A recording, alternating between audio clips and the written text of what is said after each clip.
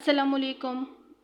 उम्मीद है आप सब खैरियत से होंगे। तो मैंने सोचा आज पहली वीडियो जो है उन पेरेंट्स के लिए बनाई जाए जिन्हें ये नहीं मालूम कि होम स्कूलिंग स्टार्ट कैसे करनी है, किस एज से करनी है। यहाँ मैंने ईयर वाइज डिस्ट्रीब्यूट किया हुआ है। आप चाहे तो इसे स्टेज वाइज भी कर सकते हैं। ये डिपेंड करता है कि हर बच्चा कितना इंटेलिजेंट है। Please do not compare every child to other child. ये बहुत ही ज़्यादा आपको स्ट्रेस में भी डाल देता है और इसकी वजह से आप बच्चे के साथ भी ज़बरदस्ती करते हैं, जिसकी वजह से बच्चे की मेंटल हेल्थ भी असरअंदाज होती है। तो please do not compare the children. आप अपने बच्चे को स्टेज बाय स्टेज लेके चलिएगा। तो सबसे पहले जो मैंने स्टेज लिखी है वो 2 ईयर के लिए लिखी है। ये उन बच्चों के लिए है जो माशाल्लाह माशाल्लाह बुक्स वगैरह में इंटरेस्ट लेते हैं। ज़रूरी नहीं है हर बच्चा ऐसा करे। मेरा बड़ा बेटा ऐसा करता था, मेरा छोटा बेटा ऐसा नहीं करता। मुझे इस बात से फ़र्क नहीं पड़ता, because I know I am capable to do कि जब वो इतना बड़ा होगा तो मैं उसे पढ़ा लूँगी। I am very sure about it कि वो ये तमाम चीज़ें सीख जाएगा। मैं किसी तरह से कंपैरिजन नहीं करूँगी, ना करती हूँ। मैं उसे बोल देती हूँ आप बुक्स लेकर आ जाओ। अगर वो आ जाता है तो इट्स ओके। अगर वो बुक लेकर नहीं आता और बोलता है नो नो नो नो, आई से ओके, नो प्रॉब्लम। बिल्कुल इसी तरह से आप लोगों के बारे में भी बताती चलूँ। देखें, 2 से लेकर 7 साल तक के बच्चों के लिए किसी किस्म की ज़बरदस्ती नहीं है। अगर वो इंटरेस्टेड है, उसके पास बहुत टाइम है, आप देखते हैं वो बोर हो रहा है और आपको कोई ना कोई एक्टिविटी चाहिए उसे एंगेज करने के लिए, तो आप उसे ये सब इंट्रोड्यूस करवाइए।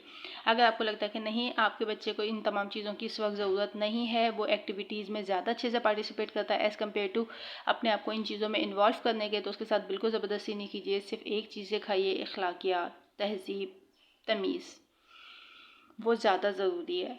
7 साल तक के लिए बच्चों के लिए कोई ज़बरदस्ती नहीं। चलें, खैर, let's go on the topic. सबसे पहले ये 2 ईयर्स के बारे में लिखा हुआ है। इसे आप स्टेज 1 का नाम भी दे सकते हैं। 2 ईयर्स से आप उस बच्चे को ये बात स्टार्ट करवा सकते हैं। सबसे पहले आपने उसको फ्लैश कार्ड्स ले लें। आप तो अब माशाल्लाह माशाल्लाह मदर हैं, बहुत अच्छी सी कैपेबल है। तो आप चाहे तो किसी भी पेपर पे कलर कर लें। आपने कलर्स सिर्फ इंट्रोड्यूस करवाने कौन से, रेड, येलो, ग्रीन और ब्लू। इसके अलावा कोई और कलर आपने इंट्रोड्यूस नहीं करवाना है बच्चे को, सिर्फ यही कलर्स इंट्रोड्यूस करवाने। और उसके साथ ही आप उसकी शेप्स को भी इंट्रोड्यूस करवा सकते हैं, जैसे सर्कल, स्क्वायर एंड स्टार। इसके लिए अगर आपको एक्टिविटीज़ की ज़रूरत हो तो आप मुझे ज़रूर बताइएगा। मैं आप लोगों के साथ शेयर करूँगी कि बच्चों को एक्टिविटीज़ अगर करवानी भी हैं, अगर कलर्स करवाने हैं तो किस अंदाज से उनके साथ शेयर करने हैं, शेप्स करवानी है तो उसे किस अंदाज से उन्हें शेयर करने हैं। और वैसे अगर आप फ्लैश कार्ड्स यूज़ करती हैं तो बहुत ही अच्छी बात है। जब आपके बच्चे को ये बहुत अच्छे से ये बात आ जाए तो उसके बाद आपने सिर्फ 2 मज़ीद कलर नेक्स्ट स्टेज पे ऐड करने हैं, जो कि रेड की फैमिली से ही आते हैं, जैसे कि पिंक। आपने उसे पिंक इंट्रोड्यूस करवाना है। इसके लिए आप मिक्सिंग कलर की एक्टिविटी भी यूज़ कर सकते हैं। मैं आपको सिर्फ गाइडलाइन दे रही हूँ कि आप यहाँ पे मिक्सिंग कलर की एक्टिविटी भी यूज़ कर सकते हैं। सेकंड, आपने उसको इंट्रोड्यूस करवाना है ऑरेंज। जब आपके बच्चे को ये अच्छे से आ गया, आप उसे ये कलर जो है फ्रूट से भी इंट्रोड्यूस करवा सकते हैं, फ्रूट का कलर दिखा सकते हैं। जब आप ये चीज़ें कलर्स इंट्रोड्यूस करवाएंगे तो याद रखिएगा, शेप सेम रखिएगा पहले बच्चे के लिए।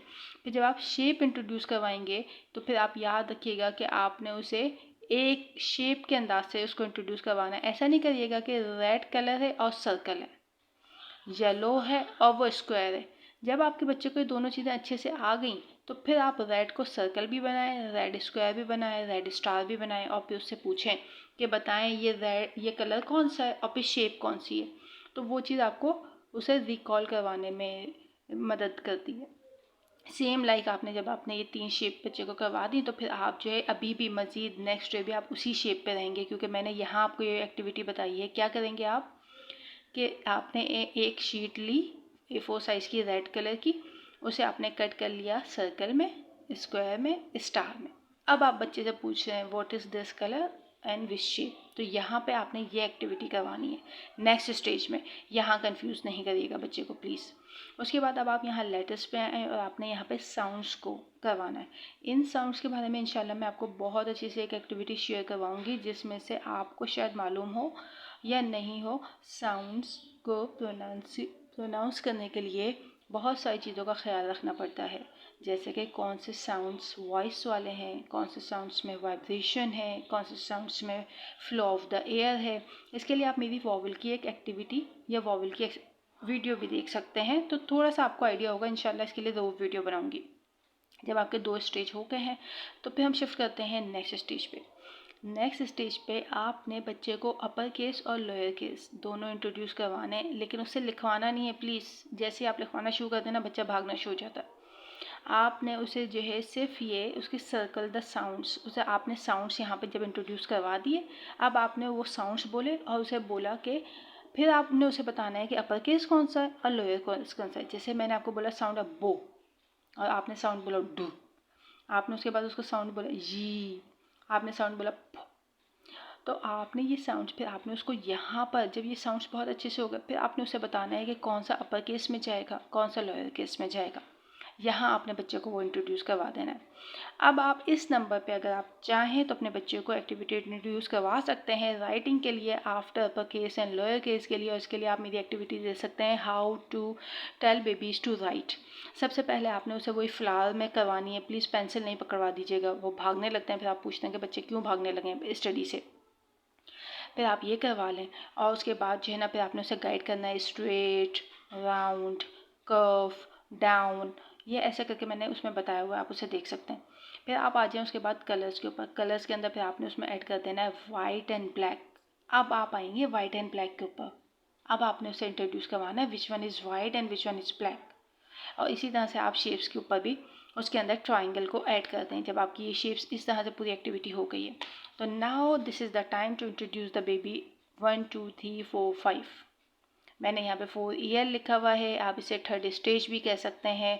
हर बच्चा अपने हिसाब से करता है, हर बच्चा अपने हिसाब से करता है। आई नो 4 ईयर के बच्चे को बहुत कुछ आता है, लेकिन बर्डनाइज करके नहीं पढ़ाना है आपने उसको, आराम आराम से पढ़ाना है, आराम आराम से पढ़ाना है ताकि वो बुक से मोहब्बत कर सके, भागे नहीं।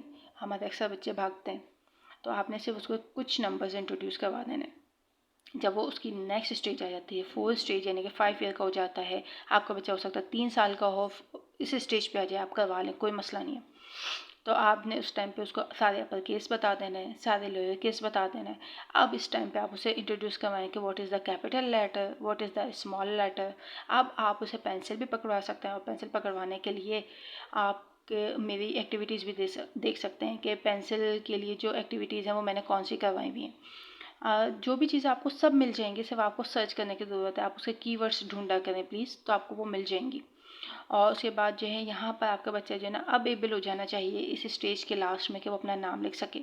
शेप्स में अब आपने उसे रेक्टेंगल और हार्ट भी इंट्रोड्यूस करवा देना है। नंबर आपने उसे 1 से लेकर 10 तक करवा देना है, और कलर में एक नया कलर ऐड कर देना है, पर्पल कलर। अल्हम्दुलिल्लाह जब आपका बच्चा इस कदर काबिल हो जाता है फिर आप उसके ऊपर अच्छे से बुक्स के ऊपर आप जा सकते हो, जैसे आप ग्रेड 1 कह लो, आप उसे प्रेप कह लो। एक बात मैं आपको बहुत बताती हूँ, बच्चों को आप कितने ही शेप्स के नेम्स रटवा लें वो भूल जाते हैं, कलर्स के नेम रटवा लें वो भूल जाते हैं, वक्त के साथ याद होती हैं। आप अपने बच्चे को 10 किताबें पढ़ना सिखा दें, थोड़े दिन के बाद आप रख दें 2 महीने के लिए, वो भूल जाएगा। तो अपने बच्चे को पढ़ना सिखाना है, ज़िंदगी में आगे बढ़ना सिखाना है, उसे लोगों का मुकाबला करना सिखाना है, लेकिन साथ साथ दीन इस्लाम पे रहते हुए। मैं मुसलमान हूँ, मैं हमेशा इसी बात को प्रमोट करूँगी, दीन इस्लाम को पे रहते हुए। आपने इस बात को अपना अमल बनाना है कि आपका बच्चा जब बड़ा हो ना तो वो माशरे के लिए बिल्कुल एक ऐसा ही शहरी बने, अपने दीन के लिए ऐसा ही इंसान बने जैसे कि मोहम्मद सल्लल्लाहु अलैहि वसल्लम और उनकी आल, हज़रत अली, इमाम हसन और इमाम हुसैन थे। उम्मीद है आपको ये बात मेरी समझ आई होगी। हमने बच्चों की तरबियत करनी है, बाज़ दफ़ा मैं भी मिस्टेक कर देती हूँ, हम सब ही गलतियाँ करते हैं, लेकिन अल्लाह ताला माफ़ करने वाला है, हमें आगे सिखाने वाला है, और वही है जो हमें इतनी अकल और शऊर देता है। तो चलें फिर आपसे फिर मिलेंगे। वीडियो पसंद आए तो खुश हो जाइए, और मैं कुछ नहीं कह सकती, like and share I will not से यू टू यू नाउ। चलें फिर मिलेंगे इंशाल्लाह अगली वीडियो में। टिल देन बाय, अल्लाह हाफ़िज़।